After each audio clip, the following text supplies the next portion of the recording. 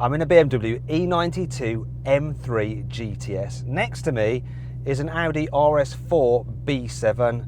We're going to have a drag race. Now I've got a 4.4 litre naturally aspirated V8 with 450 horsepower.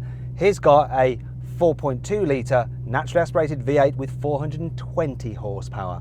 That's got quattro all-wheel drive, but it's a manual. This is rear-wheel drive, and it's got an automatic gearbox with launch control. We're going to see what happens. Before we do though, make sure you subscribe to this channel and click the bell icon to turn your notifications on so you're alerted when we make a new upload. Also, check us out on Instagram at carwow for some extra content and stuff. Let's do this then.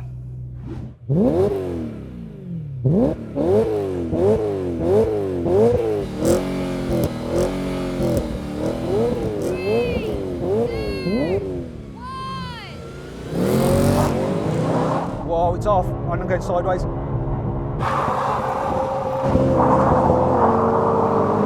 Come on! Come on!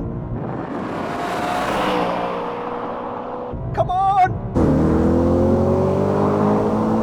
Come on! Come on! No! And that's because this was just going sideways most of the time down there. That was a lot of fun. It was accelerating and just winding up the rear wheels. That quattro just screams and goes. Bit of a shame because the launch was good, but man, traction was bad. Traction was real bad.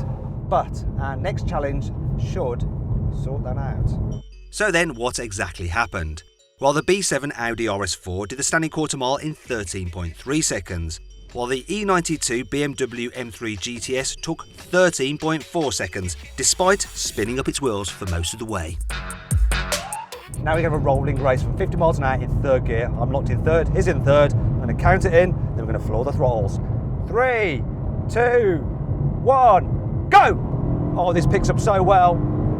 Oh yes, V8 power and lots of revs. Goodbye RS4. My car is lighter, and even though it's got slightly less torque, you have been officially destroyed. There was no doubt which car was the quickest in this challenge. But there's more to these cars than just driving them in a straight line. So how exciting do they feel round a track?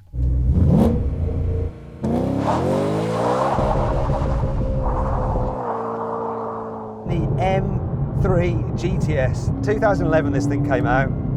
Doesn't feel old at all. Feels so current. Only 15 came to the UK out of 150.